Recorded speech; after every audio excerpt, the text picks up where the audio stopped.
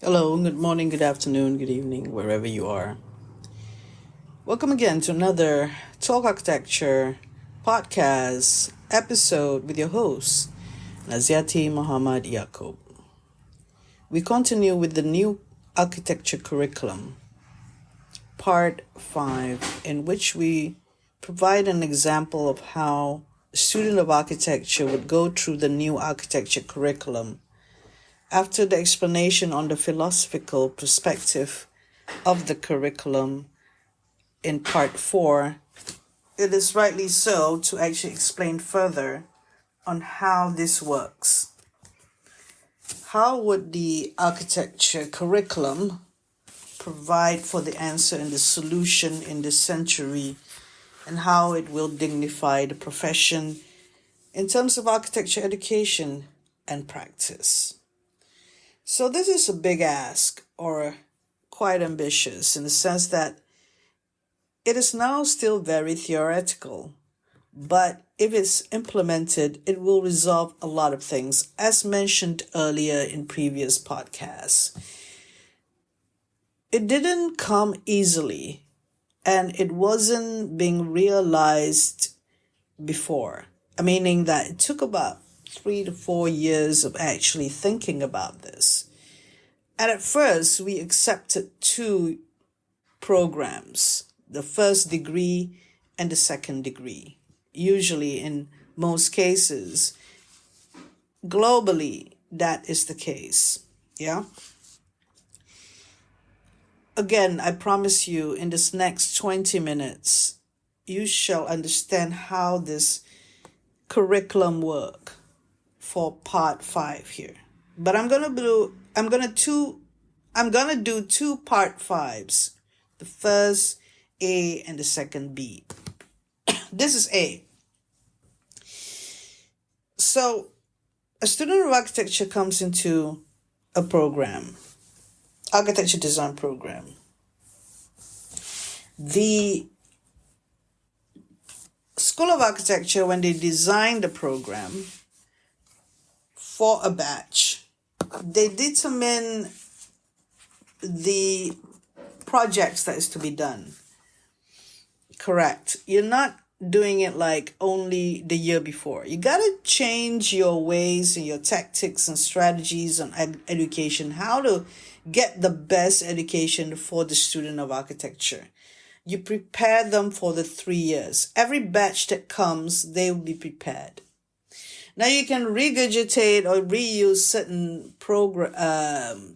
projects, architecture students' projects.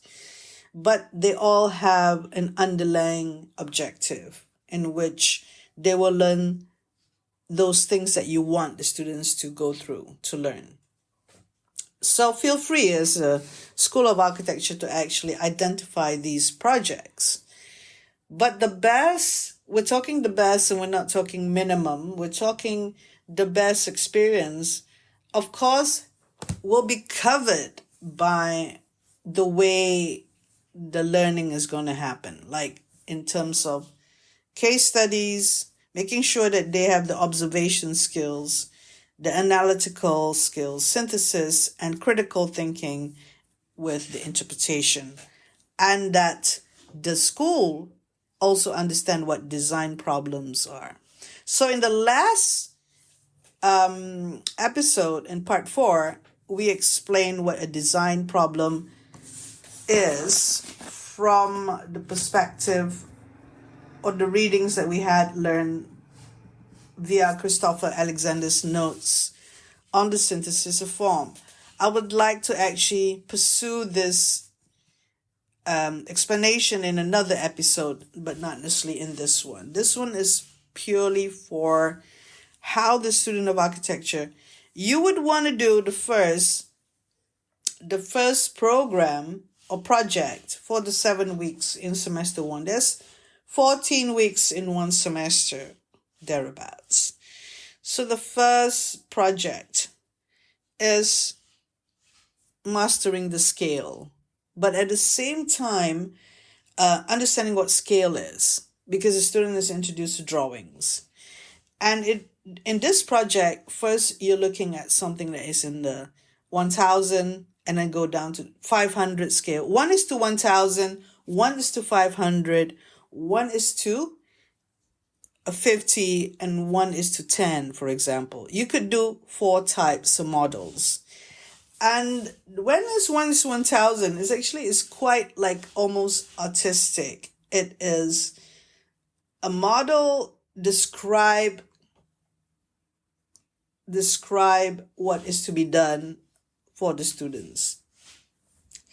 And then they will come up with that model.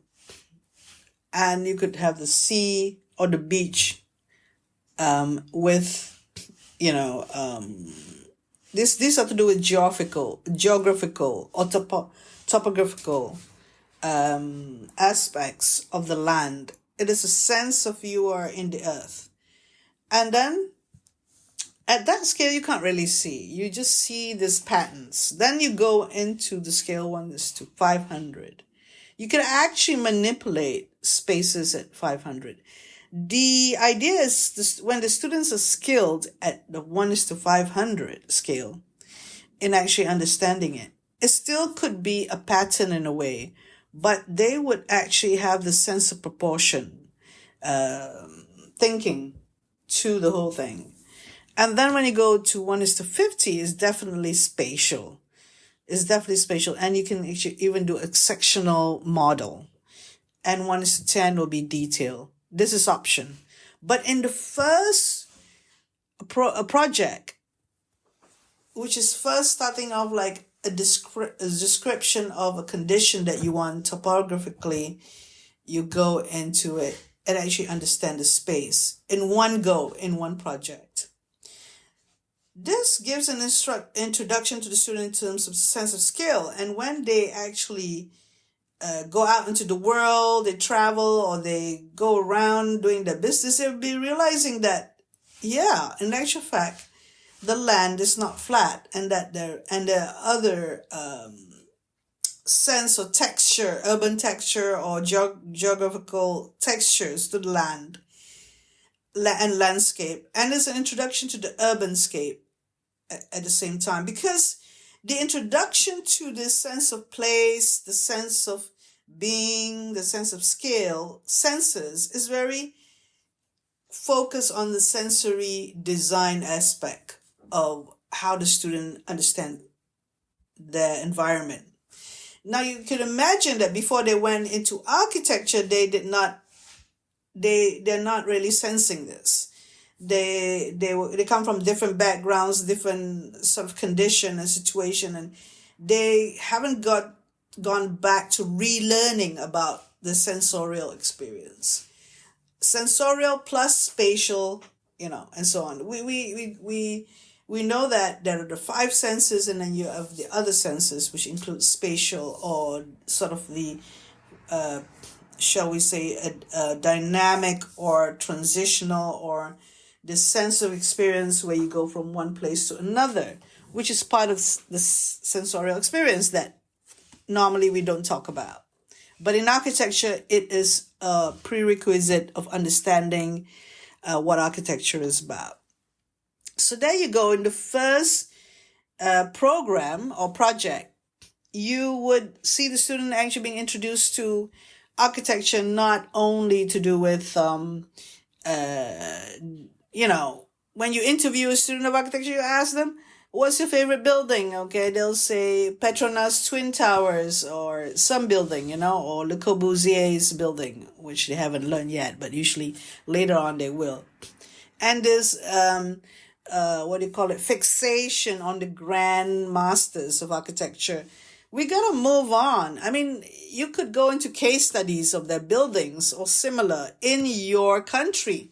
Somebody who designs similarly to Le Corbusier, somebody who designs similarly to Frank Lloyd Wright. There are a lot of these interpretations of those design principles. You can get them to do case studies of this, rather than they imagine in their minds, but what it is they're imagining, and they end up thinking about images and not thinking about sensorial experience. So you see, this is very, very important, that start them understanding the senses and aesthetic sensibilities. That goes into eventually into form making, right? But It is not like it's an architectural filmmaking. It's not photography filmmaking or artistic filmmaking or purely for your self expression or what you want to express. It is actually something that goes deeper in unconsciously going through these spaces. You would have these senses of the proportion system. How do you capitalize on that in the second project during that first semester of the first year?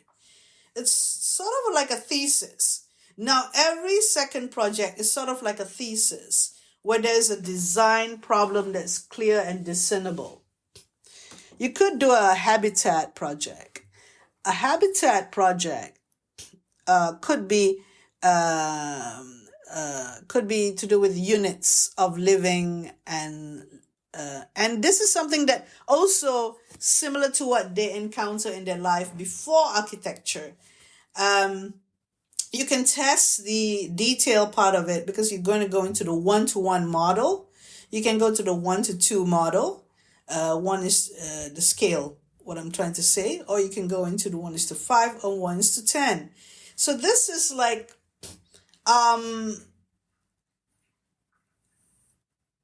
you're thinking about like a student housing maybe, or you're thinking about students of architecture sleeping pods. This kind of project gives a sense to the functional aspect to architecture where they can relate to themselves and their needs.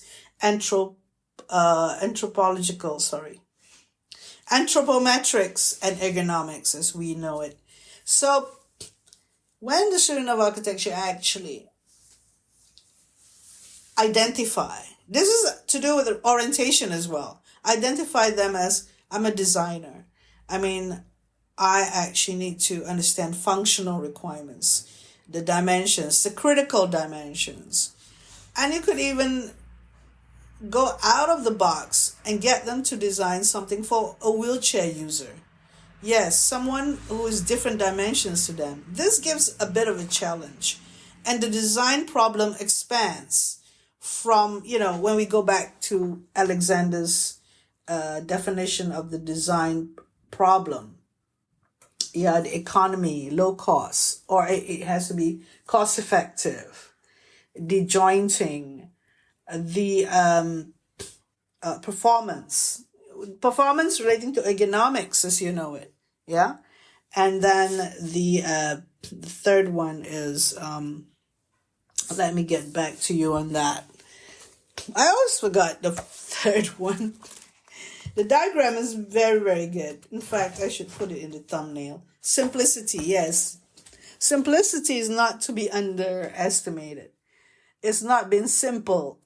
It's making it it could be more efficient, more easy to maintain, more easily to design and put together, or the use of it. Simplicity can focus on the use of it. So when we just have this habitat design, we can go into the third project, which is another habitat, which adds a multi-use. It could be an artist. Like I mentioned just now, a wheelchair user, and you could go for that, or an artist or something. I mean, that's what lecturers like to do, and they kind of like selfish in a way, thinking about, I like to see how the student would do an artist habitat and design a studio. But take yourself out of that, for example. Think about the student and how they could be challenged, So boat making habitat, boat makers, or something with the project that we did quite well, where we in the previous university where we tackled the boat makers workshop, where it has to be a timber building or a building that is easily using, you can see the tectonics easily, or dry construction. This is when you actually put in the understanding of the different, shall we say, technological or and environmental subjects, materials and construction, environmental physics, structure and services. You can inject that into the project. People would be critical. Why do you go and get housing for the students in the second year, or the or the first year, there's nothing wrong with that. Where you could actually be clear about the learning objectives, and it's not every single project the students have to do the same way, getting out the same details or the same requirement. There is a sense of learning of building on there, understanding about architecture. It goes with the philosophy of it. Another thing is a gym or a health center sort of project that could be easily done in 7 weeks, where a certain square meters that is typical of any gym that you can find. It could be a standalone building, but the point is, it could be 2 stories. The point is, there is a swimming pool. There is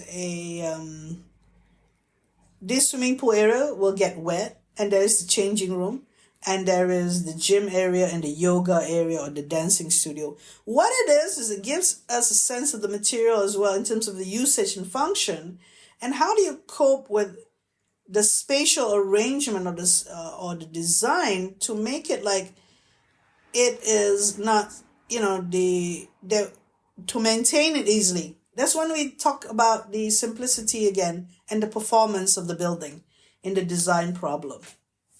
So you getting a particular project in mind for the student to learn, they are exposed in the first year or the second year. I mean, this is interchangeable. I can take this gym project and put it in the second year, really. We have done this gym project or health center project in the second year. I forgot it was in the first semester or second. I think it's in the first semester at the end. But you can bring it forward. So it's not your typical like house for a couple or something in a site that is, this is what we usually do in the first year at the end of the first year. But that's not like necessarily a way for students to learn. You can do housing in the first year. Like I said, the habitat for the boat makers, like 8 units of it, and you can see the in-between spaces design problem. How do you actually make it work? And through learning and observation, like I said, the case studies is necessary, the observation and analysis. How do people actually use spaces like in a tropical country like in Malaysia? How do they use external areas between enclosed areas? Because traditionally, in the Malay traditional house or even in the other shop houses, which has a lot of the urban population who are ethnic Chinese, you can have the cultural thing as well being cultural aspect of architecture being introduced in a way that is historical, and how historically people would use these buildings. And that would give some idea of how these buildings had evolved through time. And that is the history part of the input that we can give to the students to understand, even rightly so in the first year. Yes, the in-between space is important in how they actually design. You can detail design it to 1:50, along with the other basic drawings. So this is part 5 of A, in which we're trying to explain how this whole idea of teaching and how it's embedded, and you don't need any examination or any written examination. It can be examined by the students' work and how they would interpret those principles of materials and construction, environmental physics, services and structures, for example, in their work. So you can even introduce services in the first year about the water supply system and how an ablution space could be designed. I mean, this is taking one part of services rather than having them to learn services in one semester, and suddenly they have to produce an assignment, and then suddenly there's a huge building, a complex building that they have to put the services on.